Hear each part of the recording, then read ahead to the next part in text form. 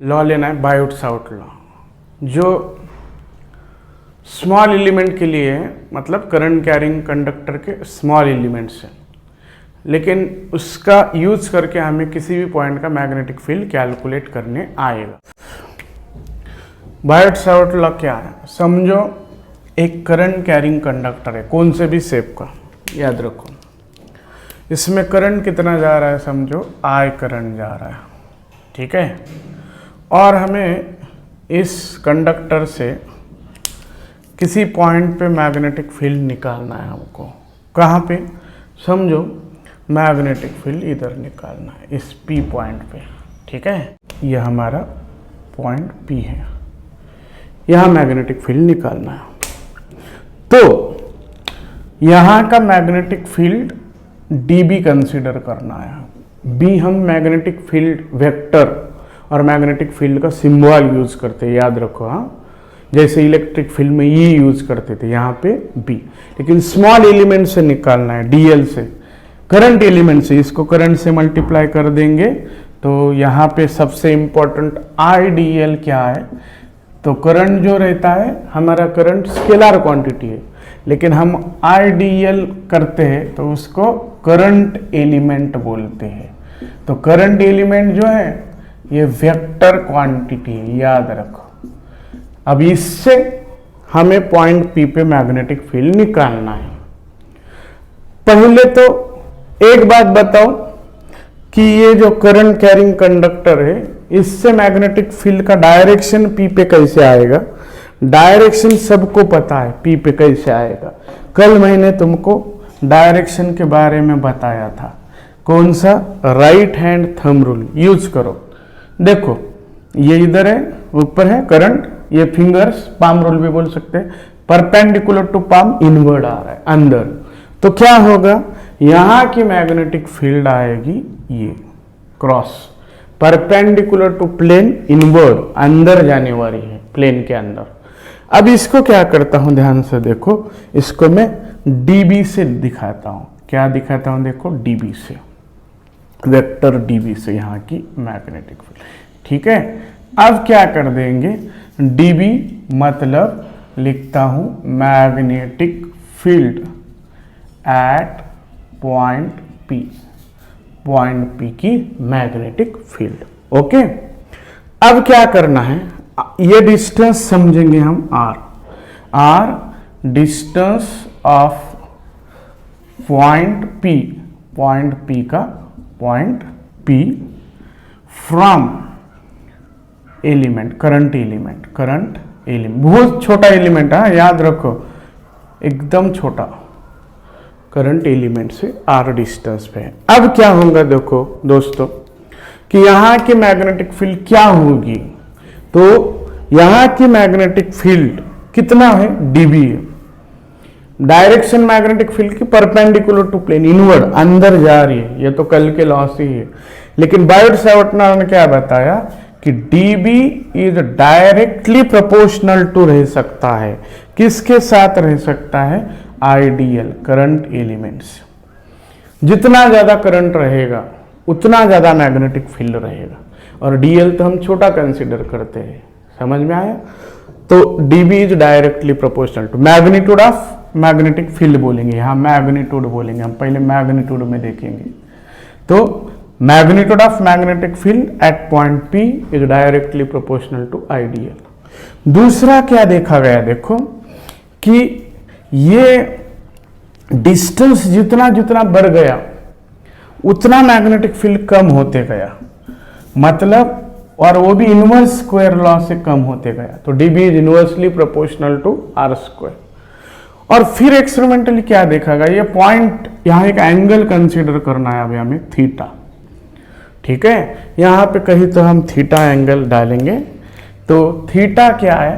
तो angle between IDL and line OP, यहाँ इसको O नाम देंगे, यहाँ से OP। यहाँ ध्यान पूर्वक देखो, समझा। अभी यहाँ रहता था 90 पे, तो मैक्सिमम मैग्नेटिक फील्ड मिला। और जैसे जैसे थीटा कम होते गया मैग्नेटिक फील्ड कम मिला। और समझो ये पॉइंट भी हम इधर लेते हैं, एक्सिस पे इधर, ऐसा यहाँ पे स्ट्रेट एक्सिस पे इधर लेते हैं, मतलब थीटा 0 हो गया तो मैग्नेटिक फील्ड भी 0 हो गया। तो 90 को मैक्सिमम है और 0 को 0 है, मतलब साइन थीटा से प्रोपोर्शनल है। तो D B is directly proportional to क्या आया दोस्तों, साइन थीटा आया। अब क्या किया, बायोट सावर्ट लॉ में इन सबको एक जगह मिलाया हमने, डी बी इक्वल टू, इसको कहाँ लिखो देखो यहाँ, D B equal to constant की I D L sine theta by R square. Okay, अब यहाँ पे क्या है, के कांस्टेंट है, के कांस्टेंट है, यहाँ ध्यान दो, और उसकी वैल्यू क्या आएगी, तो उसकी वैल्यू है के की म्यू 0/4 पाई। के की वैल्यू कितना है देखो, म्यू 0/4 पाई। तो हमारा इक्वेशन क्या हो जाएगा, तो हमारा इक्वेशन होगा D B equal to mu 0/4 पाई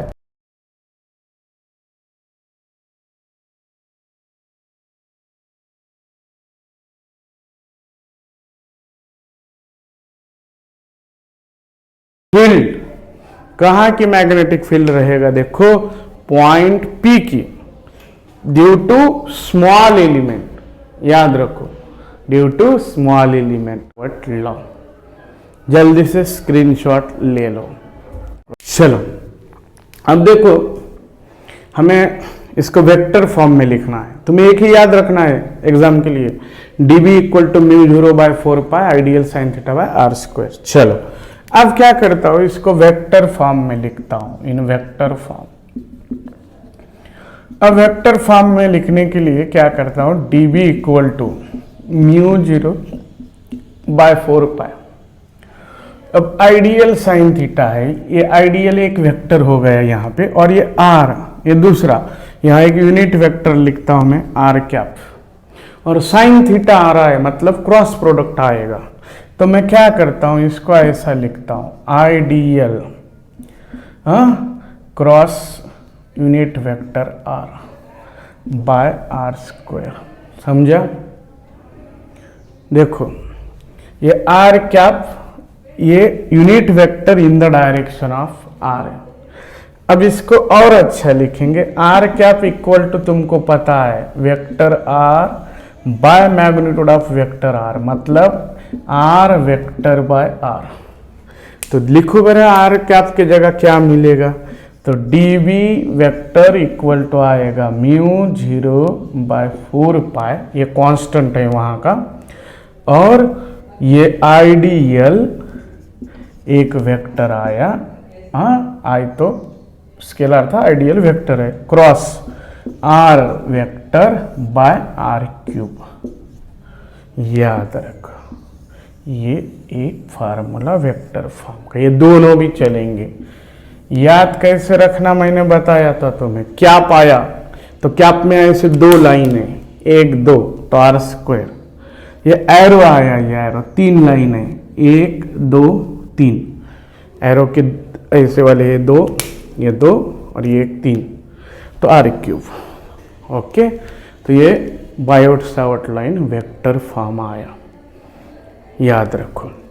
यहाँ पे थोड़ा याद रखो, वेक्टर में ए क्रॉस बी को ए बी साइन थीटा लिखा था हमने, इतना ही याद रखो। म्यू 0 के बारे में हम आगे देखेंगे, 4 पाई इंटू 10⁻⁻7 SI यूनिट, ये किसकी वैल्यू है, म्यू 0 की। इतना ही याद रखो, अभी म्यू 0 का नाम ही याद रखो, बाद में मैग्नेटिज्म में वो बहुत डिटेल में है। परमेबिलिटी, परमेबिलिटी मतलब परमिशन देने वाला, मैग्नेटिक लाइंस पास होने वाले, कितना डिग्री से वो पास होगा, किसी सब्सटेंस में ज़्यादा होता, कभी कम, डाई प्यारा फेरो, ऐसा आगे देखना है हमें। ओके, डायरेक्शन तो समझ में आई, direction perpendicular to plane containing ideal and R. बहुत सारे डायरेक्शन के लॉ देखे हमने कल, ऐसा बस ऐसा कर लो, कंडक्टर को, स्मॉल एलिमेंट को इधर कंसिडर कर, करंट को, वो पॉइंट को, पाम को परपेंडिकुलर इनवर्ट। अगर यही पॉइंट इधर रहता था, बताओ बरा, यहाँ पे रहता था, हाँ समझो आर डिस्टेंस पे ही है, ये स्मॉल एलिमेंट से आर डिस्टेंस पे है, और यही एंगल थीटा है समझो, इधर भी रहता था, तो यहाँ क्या आता था उतना ही, अगर डिस्टेंस सेम है तो उतना ही मिलता था, लेकिन डायरेक्शन देखो, ये डायरेक्शन ऐसे ऊपर आती थी, हमारी तरफ आती थी डायरेक्शन। जा लो तुम, उधर दिख रहा नहीं होगा तो, आ रहा नहीं है स्क्रीन में, इधर आएगा, इधर इधर के साइड में कहीं भी जाओ ऐसा, और इधर कहीं भी जाओ, कल बताया मैंने इनवर्ड आएगा। ओके, अब सर एक सवाल का जवाब दे दो, ये जो हमें मैग्नेटिक फील्ड मिला डीबी पॉइंट पी का, ये स्मॉल एलिमेंट से मिला है। अगर पूरे कंडक्टर से रहता था तो समझो ये सी और डी है, टोटल कंडक्टर से चाहिए था हमें, तो क्या करना पड़ता था, टोटल कंडक्टर से हमें इंटीग्रेशन करना पड़ता था। ऐसे स्मॉल एलिमेंट से कितना आता कितना आता कितना आता, सबस की एडिशन कर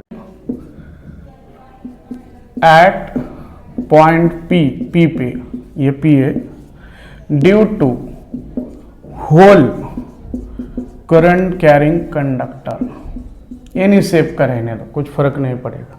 तो कैसे मिलेगी मैग्नेटिक फील्ड, देखो कुछ मत करो, B equal to integration of dV ले लो। इंटीग्रेशन dB के जगह लिखो μ0/4 pi IDL sine theta by r square, हो गया। तो ये मिलेगा total magnetic field, sorry magnetic net magnetic field और magnetic field at point P due to whole conductor. लेकिन हमें Biot Savart law practically possible नहीं है, क्योंकि बहुत स्मॉल एलिमेंट नहीं ले सकते, हम कंसीडर कर सकते हैं थियोरेटिकली, लेकिन इसका यूज बहुत है, आगे कहीं भी मैग्नेटिक फील्ड निकालना होगा ना तो यही use. Savart law in different form, different form में क्या आएगा, चलो वेक्टर फॉर्म में क्या था, dV equal to μ0/4 pi IDL cross vector R by R cube. Okay, अब मैं इसको ऐसा करता हूं, याद रखो, ठीक है। देखो यहां पे,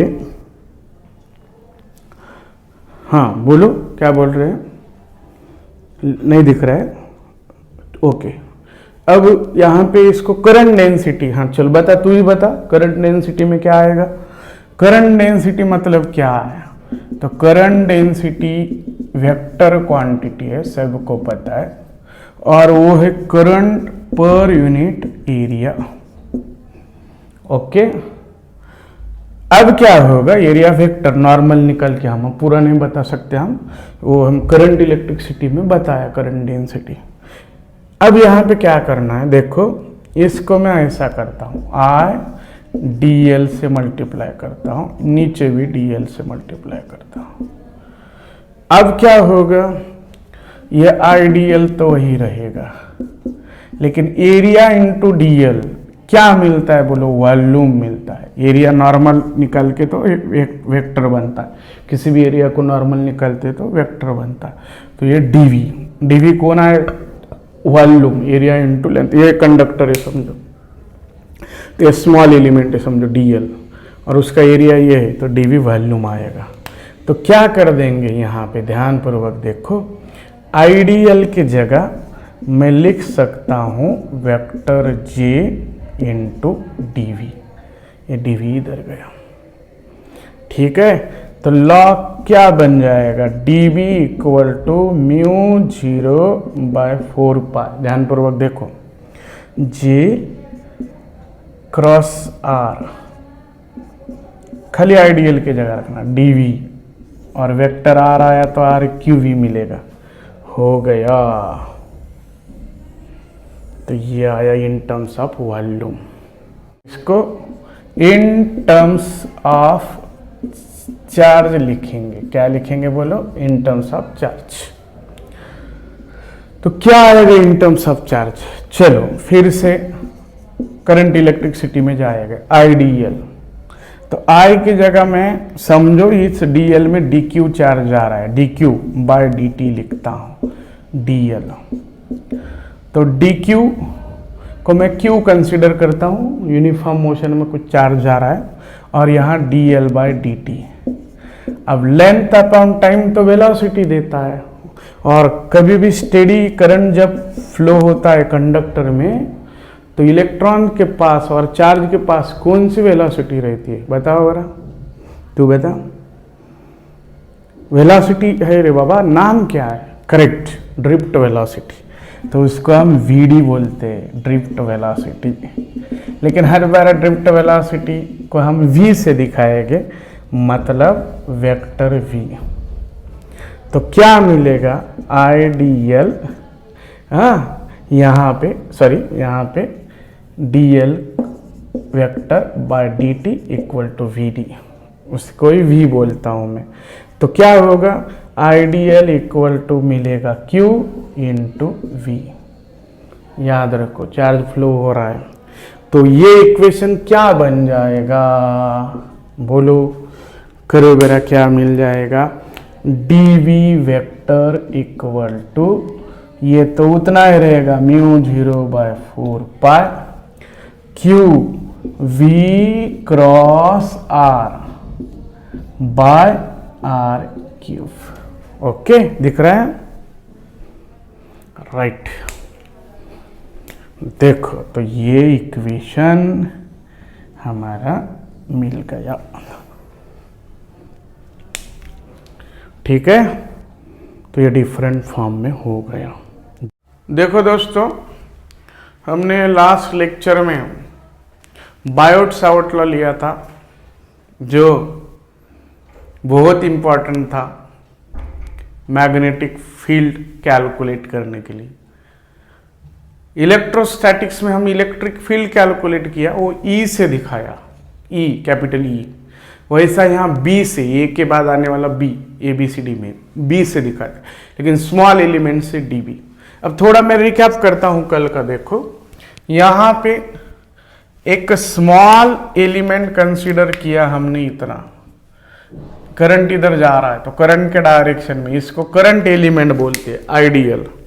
हमें यहाँ मैग्नेटिक फील्ड निकालना है दोस्तों। कहाँ मैग्नेटिक फील्ड निकालना है? ध्यान पूर्वक देखो, हमें यहाँ मैग्नेटिक फील्ड निकाला आर डिस्टेंस पे, ये थीटा एंगल है।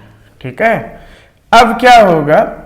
यहाँ पे मैग्नेटिक फील्ड इनवर्ड रहेगी। हाँ, वो मैंने कल बताया, परपेंडिकुलर, अंदर जाने वाला। इसका मैग्नीट्यूड क्या होगा? डायरेक्ट याद रखना था, μ0/4 pi ideal sine theta by R square. Right. अब देखो, इसे हम करंट इलेक्ट्रिसिटी से कंपेयर करते हैं।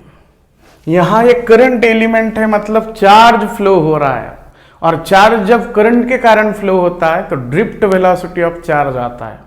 देखो, I को मैं लिखता हूं dq/dt, मतलब इस स्मॉल एलिमेंट dl में चार्ज dq जा रहा है, ऐसा मानता हूं।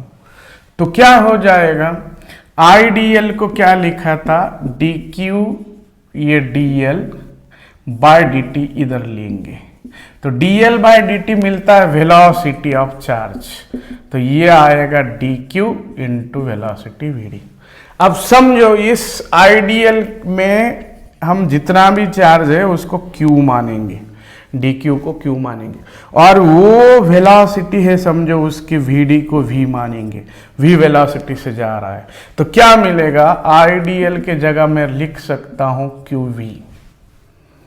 तो हमारे पास ये ऊपर वाला जो इक्वेशन था वो बनेगा dv equal to μ0/4 pi qv sine theta by R square. बहुत इंपॉर्टेंट इक्वेशन है, ध्यान दो। ठीक है, ये है करंट के फॉर्म में, करंट एलिमेंट के फॉर्म में, चार्ज के फॉर्म में, मतलब आइडियल के जगह में एक चार्ज लिया q और उसके वेलोसिटी लिया v। तो ये बताता है कि current element magnetic field produce करता है। Current element produces magnetic field, current element produces magnetic field, और ये बताता है moving charge produces magnetic field. Moving charge produces magnetic field. देखो ऐसा हमें दो ब्रांच को कंपेयर करना आना चाहिए। ये मूविंग चार्ज प्रोड्यूस कर रहा है क्यूबी, वेक्टर फॉर्म में लिखना है इसको। तो बताओ जरा, कल लिखा था हमने, तो dB इक्वल टू क्या आएगा, mu 0/4 I dl cross vector r/r²। और इसको मैं लिख सकता हूं vector dB equal to mu 0/4 Q V cross r। यहां पे यूनिट वेक्टर ले लो, r कैप के साथ, r cap by r²। Okay, याद रखो। तो ये वेक्टर फॉर्म में हमने लिख लिया। ओके, ये यहाँ वेक्टर फॉर्म में चार्ज। तो हम ये करंट एलिमेंट को डायरेक्ट कन्वर्ट किया हमने, किस में, चार्ज के फॉर्म में। ये आगे आएगा। देखो दोस्तों, आप 3D में दिखाता हूं, डायरेक्शन ऑफ dV। ठीक है, dV बोलो और B बोलो। आप ध्यान दो, यहां पे ये हमारा x है, ये y है, और ये हमारा झड़ है, बाहर इधर आने वाला झड़ है। अब देखो current element along y axis है ये। अब क्या करेंगे, ये आइडियल हो गया, एंगल थीटा भी हो गया, r भी हो गया। यहां पॉइंट P है हमारा, यहां मैग्नेटिक फील्ड निकालना है। अब ये तो पता बताया मैंने, पाम रूल, ये थंब, ये फिंगर्स, तो ये इनवर्ड आएगा। अब क्या होगा, ध्यान से देखो, इसे मैग्नीट्यूड में हम r दिखाएंगे, यूनिट वेक्टर तो दिखाया। तो डायरेक्शन देखना है, मैग्नीट्यूड तो पता है, mu 0/4 IDL sine theta bar square. Direction कैसे आएगी, यहां का डायरेक्शन बोलो। ठीक है, अब देखो इसको मैं क्या करता हूं, P पॉइंट पे यहां का डायरेक्शन। तो ये डायरेक्शन कैसे आएगा बताओ, तो ये आएगा plane containing ideal and r को परपेंडिकुलर। मतलब क्या होगा, इट सिंपली क्रॉस प्रोडक्ट आएगा आइडियल एंड r का। तो आइडियल r का सिंपली क्रॉस प्रोडक्ट आएगा, मतलब वेक्टर प्रोडक्ट आएगा दो वेक्टर का। तो यहां पे देखो, ये हमारा आइडियल ही r है, तो इसको परपेंडिकुलर नीचे आएगा, मतलब नीचे वाली प्लेन जो है ये है, ये दिखाना था इंपॉर्टेंट। क्रॉस से दिखाऊंगा तो उतना अच्छा नहीं, ये तो ये आया इनवर्ट, अंदर जाने वाला।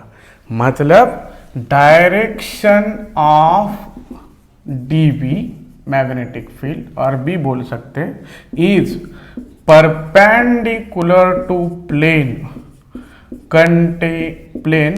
containing dl and r। Okay, dl and r बोल देंगे इसको, परपेंडिकुलर प्लेन में। Direction of dB perpendicular plane containing dl and r। dl और r इस प्लेन में, बोर्ड के प्लेन में, और बोर्ड के अंदर जाने वाला हमारा कौन है, vector dB। It is simply कौन है, वेक्टर प्रोडक्ट और क्रॉस प्रोडक्ट, वेक्टर और क्रॉस प्रोडक्ट ऑफ किसका, आइडियल एंड r। इनका तुम क्रॉस प्रोडक्ट ले लो, खत्म। तो ये डायरेक्शन आ गया। तो in figure direction of magnetic field, direction of magnetic field at point P पे it's perpendicular to plane of board, board के प्लेन को perpendicular plane of board and inward, अंदर जाने वाली। खत्म। ओके, ध्यान दो। ओके, और कौन सा कंसेप्ट नहीं समझा, म्यू 0 क्या है। ओके, म्यू 0 मतलब डरने की बात नहीं है। म्यू 0 मतलब हम नाम दिया था परमेबिलिटी ऑफ वैक्यूम और फ्री स्पेस की परमेबिलिटी। परमेबिलिटी मतलब क्या है, कितना लाइंस पास होगी उस मीडियम में, magnetic lines, degree to pass the magnetic lines through that medium, कितना परमिशन करेगी। और सब्सटेंस में भी पास होती है मैग्नेटिक लाइन, तो वो अगर मीडियम की दूसरे चाहिए तो म्यू ले लो, म्यू को बोलो परमेबिलिटी ऑफ, क्या बोलेंगे, मीडियम। ये छोड़ के वैक्यूम और फ्री फेज छोड़ के एब्सोल्यूट भी बोल सकते। सेम हमने देखा था इलेक्ट्रोस्टैटिक्स में इप्सिलॉन एंड इप्सिलॉन जीरो। बताओ क्या था थोड़ा सा। Epsilon permittivity of medium, correct बताया, और epsilon zero permittivity of vacuum. यहाँ परमेबिलिटी है, और वहाँ इप्सिलॉन आर भी लिखा था, वैसे यहाँ म्यू आर लिख देंगे। हाँ, आगे मैग्नेटिज्म में बहुत डिटेल में, चिंता मत करो। म्यू आर क्या है दोस्तों, relative permeability of medium, medium की रिलेटिव परमेबिलिटी ऑफ मीडियम, मतलब कंपेयर किया उसको वैक्यूम के साथ। और म्यू आर तो वही उधर के जैसा ही, बताओ उधर क्या लिखा था, कंपेयर ही करना है बस। Epsilon R equal to epsilon by epsilon zero. तो यहाँ क्या लिखेंगे, mu by mu zero. It has no unit, pure number है, नो यूनिट, उसका यूनिट नहीं है। ओके, अब सबका यूनिट बताने बाकी है हमें, वो भी बताता हूँ। हेलो हेलो, ओके, ये आ गया, ठीक है। अब यहाँ पे और ऐसा लिख सकते हैं, mu R equal to mu by mu zero, और ये बी डायरेक्टली है तो बी बाय बी जीरो। ये मैग्नेटिक फील्ड वैक्यूम में, ये मीडियम में, ये वैक्यूम में, ऐसा भी बोल सकते हैं। उधर उल्टा आया था, उधर 1/4 एप्सिलॉन जीरो आया था, ऐसा भी याद रखेंगे हम। ओके, परमेबिलिटी मतलब क्या है, डिग्री। ये परमेबिलिटी का डेफिनेशन नीचे का दिखेगा नहीं, इसलिए मैंने फिर से लिखा। डिग्री और extent to which the magnetic field line can enter the substance और मीडियम में, ठीक है। जल्दी से क्या रहेगा यूनिट ऑफ मैग्नेटिक फील्ड, बहुत अच्छा बताता हूँ।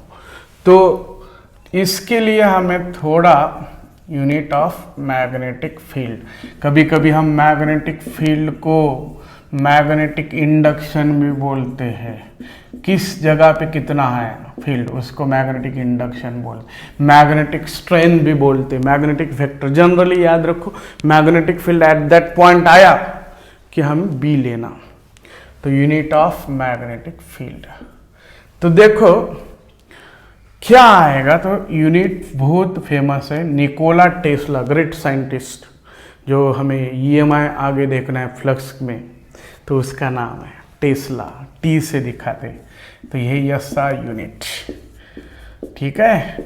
और याद रखो यहाँ दूसरे भी यूनिट है, दूसरे कौन सा है, और एक है न्यूटन पर एम्पियर मीटर। अब ये बोल कैसे आया, इसके लिए इसी चैप्टर में आगे हमें देखना है force act on charge QV, अभी नहीं, आगे देखना है साइन थीटा। तो B इक्वल टू F/QV, तो न्यूटन पर, यहाँ Q कुलम, वेलोसिटी का मीटर पर सेकंड, कुलम पर सेकंड क्या मिलेगा, एम्पियर, तो न्यूटन पर एम्पियर मीटर। ये भी यूनिट याद रखो, अभी याद रखो, ये आगे आने वाला, ठीक है। और दूसरा एक यूनिट आने वाला है वेबर पर, याद रखो, वेबर पर मीटर स्क्वायर, पूरा लिखता हूँ लगा, तो weber per metre square.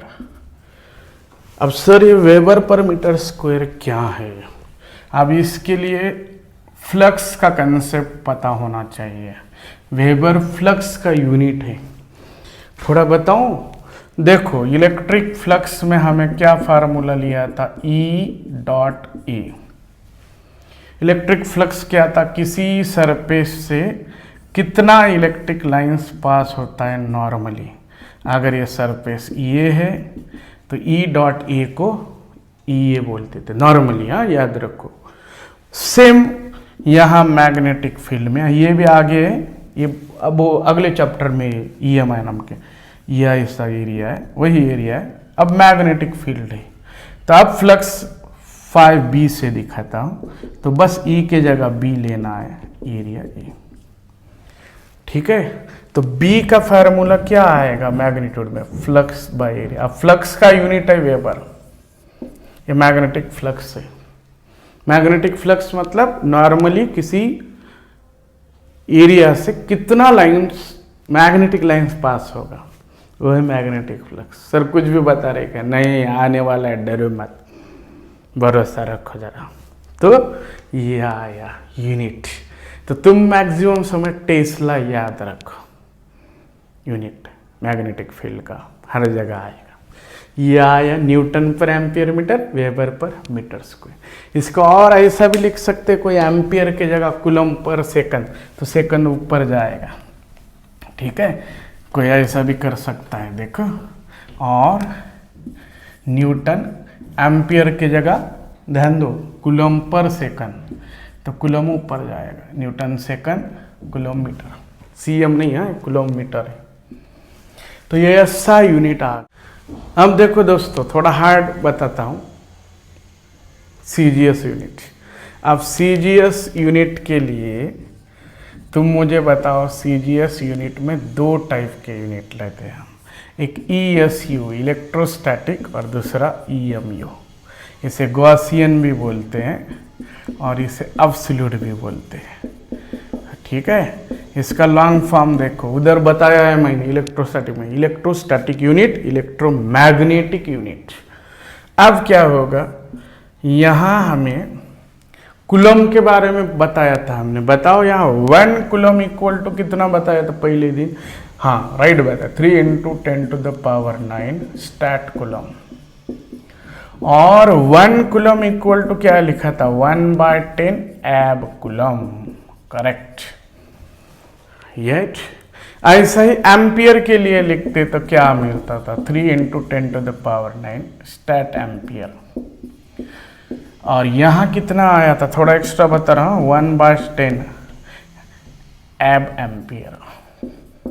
Okay, तो याद रखो दोस्तों, ये दो यूनिट कूलम चार्ज के लिए थे। अब वैसे हम क्या करने हैं, SI यूनिट की जगह CGS यूनिट लिखेंगे ऑफ B मैग्नेटिक फील्ड के। तो क्या आता है, पहला बताता हूं, टेस्ला की जगह आता है गॉस, गॉस के नाम से दिया है, राइट। और न्यूटन की जगह तो क्या मिलेगा, टाइम। और यहां देखो एम्पियर के जगह आएगा एब एम्पियर, मीटर के जगह आएगा सेंटीमीटर। और मैग्नेटिक फ्लक्स, प्लीज यहाँ मैग्नेटिक फ्लक्स आगे होने माफ कर दो मुझे, मैग्नेटिक फ्लक्स का SI यूनिट याद रखो, वेबर। वैसे ही CGS यूनिट मैक्सवेल। तो क्या मिलेगा, मैक्सवेल बाय मीटर के जगह सेंटीमीटर स्क्वायर। और यहाँ डाइन सेकंड एब कूलम और सेंटीमीटर, ऐसा भी हम लिख सकते हैं। ठीक है, तो याद रखो ये सब CGS यूनिट, तुम सिर्फ अभी इतना ही याद रखो, ज़्यादा टेंशन मत लो, टेस्ला और ये गॉस। और एक रिलेशन याद रखो दोस्तों, 1 टेस्ला इक्वल टू 10⁴ गॉस, खत्म। एक याद रखो, ठीक है। मिलता है, अभी इसको सॉल्व करेंगे नहीं, हम EMI में कर देंगे। और 1 वेबर इक्वल टू 10⁸ मैक्सवेल। सब इलेक्ट्रोस्टैटिक्स से कंपेयर करके हम पढ़ाई करेंगे अभी, ठीक है। क्यों 0/4 पाई की वैल्यू हमने कितना लिखा था, 10⁻⁻7 SI यूनिट। अगर हम इलेक्ट्रोस्टैटिक्स में जाएंगे तो 1/4 पाई ε0 की वैल्यू 9 × 10⁹ SI यूनिट थी। और यहाँ म्यू 0/4 की वैल्यू 10⁻⁻7 है। लेकिन सीजीएस यूनिट, इलेक्ट्रोस्टैटिक यूनिट में बताओ 1/4 एप्सिलॉन 0 की वैल्यू कितना था? कोई बताएगा कितना था 1/4 एप्सिलॉन 0 की वैल्यू? ईएसयू यूनिट, इलेक्ट्रोस्टैटिक यूनिट में, गॉसियन यूनिट में, बोलो 1 था। उसी तरह यहाँ म्यू 0/4 की वैल्यू ईएमयू में, हाँ, इलेक्ट्रोमैग्नेटिक यूनिट में, ईएसयू में 1 लेना है। बस इतना याद रखो। सॉल्यूशन की डरो मत, एकदम इजी है। यूनिट एंड डायमेंशंस में भी ले सकते हैं, ईएमआई में आगे आने वाला है। नहीं तो कभी एक आधे प्रॉब्लम में बताता हूँ। जल्दी से स्क्रीन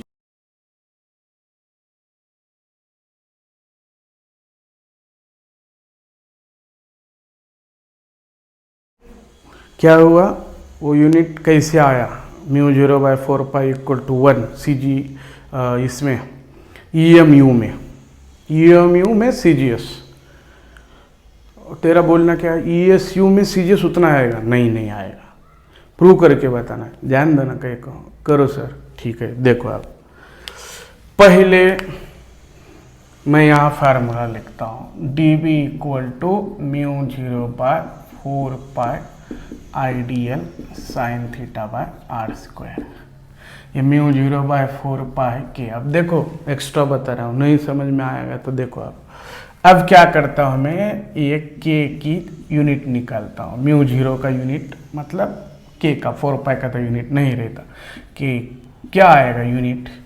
म्यू 0 का यूनिट बोलेंगे हम, हाँ, यूनिट ऐसा यूनिट ऑफ म्यू 0। चलो बताओ क्या मिल जाएगा। म्यू 0 इधर आएगा तो फार्मूला क्या होगा, dB 4 R square IDL sine theta. अब इनको तो यूनिट नहीं है, छोड़ो।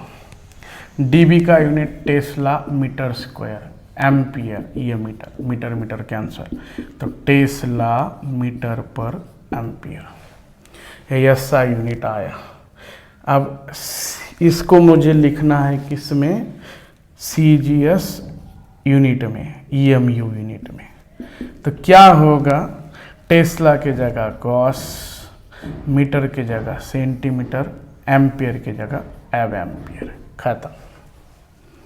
ओके, इसको सीजीएस ईएसयू में लिखना है, तो ये तो बदलेगा नहीं, गॉस सेंटीमीटर, ठीक है, गॉस सेंटीमीटर, एफ की जगह के स्टैट एम्पियर, खत्म।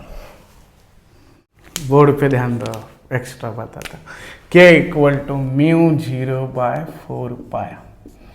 ओके, अब इनकी वैल्यू बताओ बरा, बताता हूँ, डरो मत। क्या है ऐसा यूनिट में 10⁻⁻7। अब ऐसा यूनिट की जगह मैं लिखता हूँ 10⁻⁻7 टेस्ला मीटर पर एम्पियर। अब तो टेस्ला की जगह गॉस में बता, 1 टेस्ला इक्वल टू, अभी लिखा था 10⁻⁴ गॉस, 10⁻⁴ गॉस। 1 मीटर की जगह बता मुझे, मीटर की जगह 100 सेंटीमीटर, सब सीजीएस में। अब ये हमें सीजीएस ईएमयू में देखना है, इलेक्ट्रोमैग्नेटिक यूनिट, तो 1/10 एव एम्पियर। तो अब ये ऊपर जाएगा तो -7, ये +4, ये +2, ये 10 + 1, तो क्या आया ये, गॉस सेंटीमीटर एव एम्पियर। तो ये गॉस सेंटीमीटर एव एम्पियर किसका यूनिट है, सीजीएस ईएमयू यूनिट है। और ये 10⁻⁻7 + 7 कैंसर, तो 1 आया। तो याद रखो k equal to mu 0/4 equal to 1 in किस में, सीजीएस ईएमयू में, इलेक्ट्रोमैग्नेटिक यूनिट में, याद रखो, ठीक है। इक्वल टू वही है mu 0/4।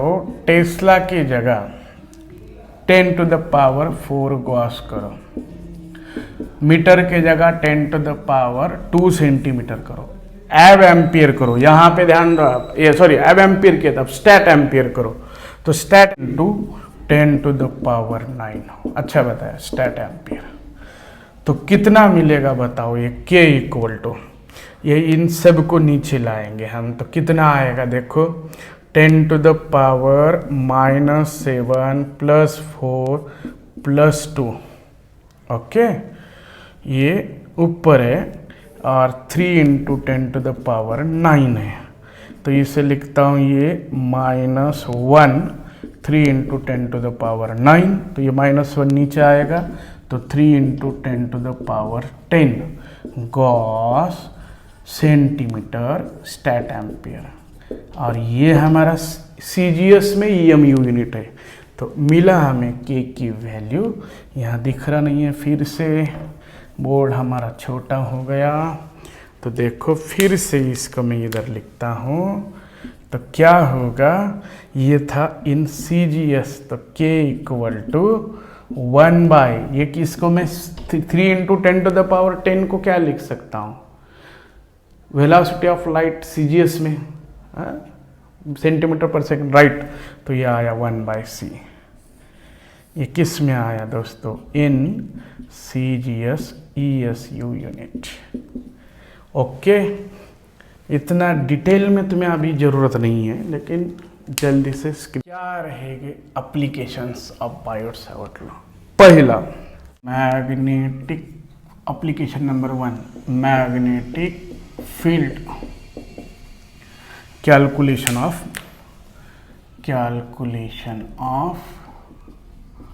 Magnetic field at a perpendicular distance r from current carrying conductor। ठीक है, करंट कैरी कंडक्टर XY। अब देखो यहाँ पे इसे हम कैसे सॉल्व कर देंगे, यहाँ सभी जन बोर्ड पे ध्यान दो। अब ये एक कंडक्टर है XY, पहले मैं फाइनाइट लेंथ लेता हूँ, अब ये X ये Y। अब क्या करना है, इस कंडक्टर से ध्यान दो, थोड़ा बड़ा करूँ, ठीक है, ये कंडक्टर है, करंट समझो हमेशा अपवर्ड लेते हैं, अब डाउनवर्ड पास हो रहा है ये करंट, यहाँ नीचे आए। अब हमें यहाँ कहीं मैग्नेटिक फील्ड निकालना है, ये एक्सिस ले लेंगे, या सेंटर से एक्सिस ले लेंगे, कंडक्टर का एक्सिस थीन है, लेकिन अब हमने बड़ा निकाला, चलेगा, एक्सिस से डिस्टेंस लेते हैं हम हमेशा। यहाँ मैग्नेटिक फील्ड निकालना है पॉइंट P पे, थोड़ा बड़ा करता हूँ, दूर से दिखेगा, ओके। अब नीचे करंट है, तो ये अपवर्ड आएगा, बताने की जरूरत नहीं है, फिर से लास्ट में बताता। देखो करंट नीचे है, पाम रूल अपवर्ड। अब ये डिस्टेंस है R, तो यहाँ मैग्नेटिक फील्ड कितना आएगा, तो क्या कर देंगे, देखो इस एंड से इसको जोड़ देंगे हम यहाँ, ओके, ये एंगल φ2 बोल देंगे, और ये मिडल में नहीं है तो अलग अलग एंगल हो। इसलिए मैं स्मॉल एलिमेंट कंसीडर करता हूँ, ये DL बहुत स्मॉल रहेगा, इन्फिनिटेसिमल। इससे अब यहाँ पे हमें जोड़ना पड़ेगा, यहाँ पे, ओके।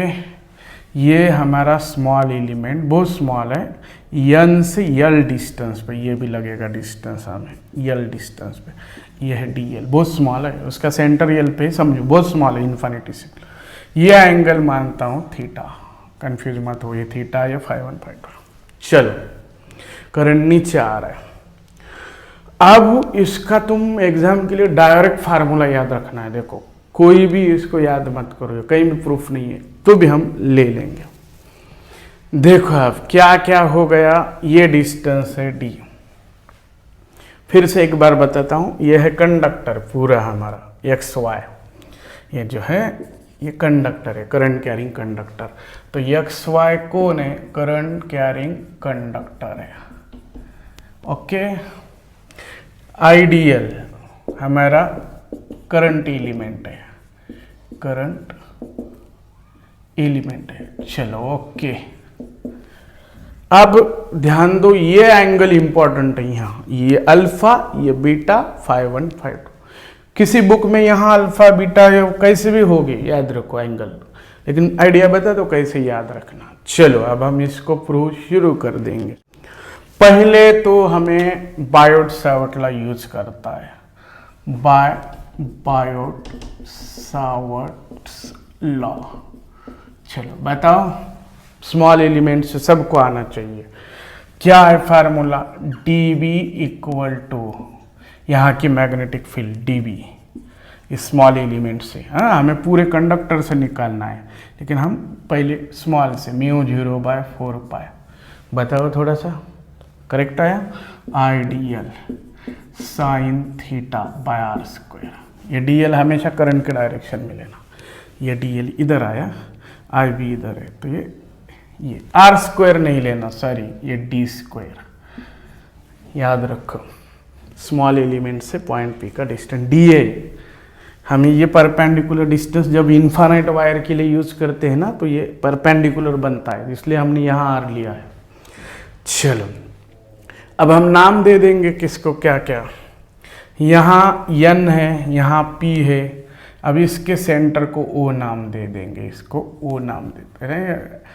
ओ दिया तो कंफ्यूज होगा क्या, इसका सेंटर है तो C नाम देता हूँ, यहाँ ये C।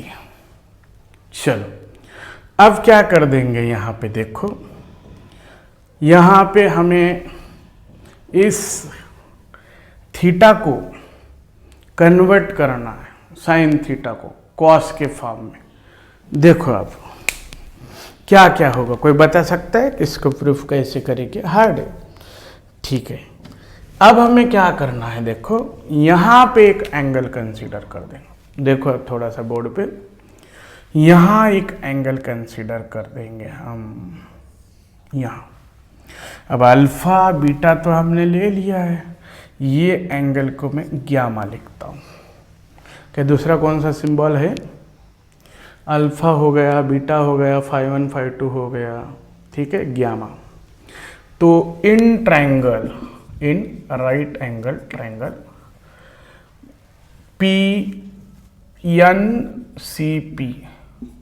एनसीपी में क्या होगा, साइन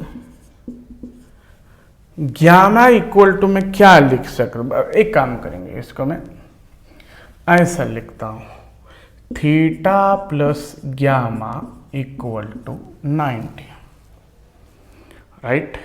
बाबा थीटा तो क्या थी, कैसे भी आएगा रे, 90 माइनस ग्यामा। अब क्या होगा, साइन थीटा की जगह साइन 90 माइनस ग्यामा होता है कॉस ग्यामा। खत्म।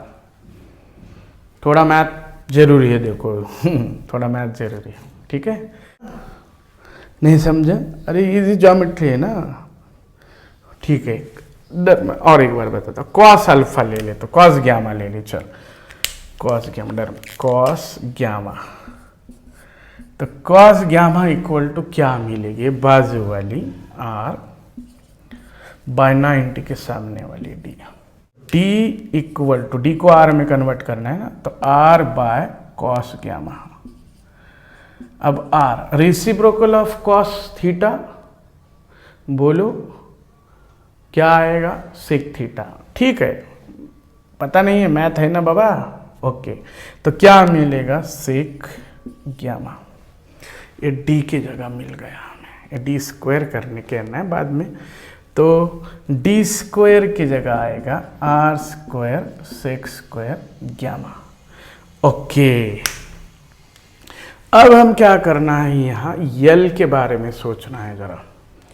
तो बताओ बरा यल के बारे में, किसको ज्योमेट्री यल के बारे में हम क्या लिख सकते हैं? L equal to R tan alpha, ठीक है, देखेंगे टेन गामा। ओके, तो देखो अब यहाँ पे उसने सही बताया है। थोड़ा सा बाजू हो जाओ, मैं यहाँ पे जगह लगेगी, दिख रहा है ना सबको? ओके, अब मैं क्या करने वाला हूँ, ध्यान पूर्वक देखो। यहाँ टेन गामा इक्वल टू लिखने वाला हूँ, टेन गामा। अब टेन मतलब सामने वाले बाजू वाले, तो यल बाय आर, ठीक है, दिख रहा है ना सबको? देखो जरा एक बार चेक करो। ओके, दिख रहा है। तो यल इक्वल टू क्या मिलेगा? R tan gamma. इसे लिखता हूं L equal to R tan gamma. Differentiate करेंगे तो क्या मिलेगा? डी एल, मैथ वाले बताओ, आर की जगह आर, टेन का sex square gamma D gamma. Correct बताया, एकदम करेक्ट। अब ये इक्वेशन 1 में रखेंगे। इक्वेशन 1 बिकम्स, क्या हो जाएगा? इक्वेशन 1, जगह कम है, थोड़ा बोर्ड हमारा कम हो रहा है, यहाँ पे देखो क्या होगा। Equation 1 D B equal to, आवाज मत करो, D B equal to mu 0/4 pi I, D L की जगह R sec square gamma D gamma. पूरा इक्वेशन सॉल्व करने की मुझे जरूरत नहीं है, डायरेक्ट है, बुक में नहीं दिया है, बहुत कम बुक में, तो भी हम सॉल्व कर रहे हैं। क्या मिलेगा? डी स्क्वायर की जगह R square sec square gamma.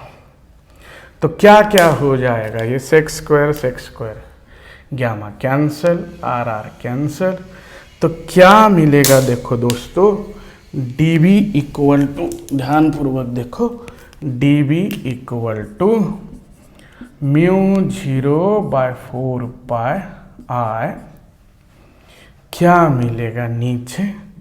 R D gamma. Okay, अब देखेंगे कि यहाँ पे कुछ तो रह गया, साइन थीटा की वैल्यू रखना रह गया। डी एल साइन थीटा की वैल्यू कॉस गामा, यहाँ दिख रहा नहीं है, कॉस गामा। तो ये क्या हो गया? देखो यहाँ नीचे लिखता हूँ I cos gamma D gamma, right. अब ये मिला हमें इक्वेशन नंबर 2।